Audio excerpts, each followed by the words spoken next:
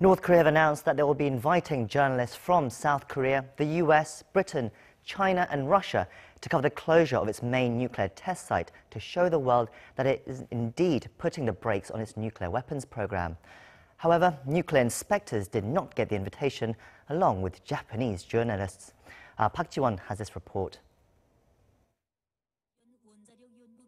North Korea says it will invite journalists from overseas for on-site coverage of its nuclear test site closure.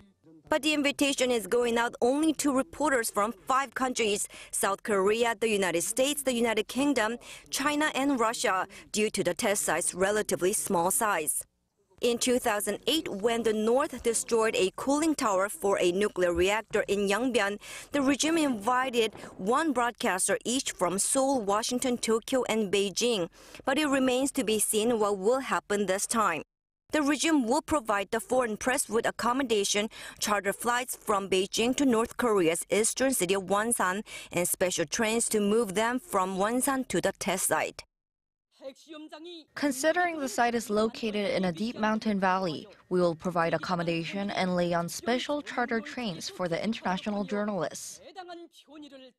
A press center is also to be set up so journalists can file reports, meaning the dismantlement process is not likely to be broadcast live, but as recorded footage. However, it's noteworthy that only 5 countries are invited, and Japan is excluded. Experts say the exclusion shows the thorny relationship between Pyongyang and Tokyo surrounding many unresolved issues, like the Japanese civilians abducted by the North in 1970s and 80s. All neighboring countries of the Korean peninsula are invited except Japan. This shows the sour relationship between Pyongyang and Tokyo. Meanwhile, North Korea says explosives will be used to collapse all the tunnels at the Punggye-ri test site, and entry to the site will be completely blocked. The observation facilities, research institutes, and guard units will also be removed.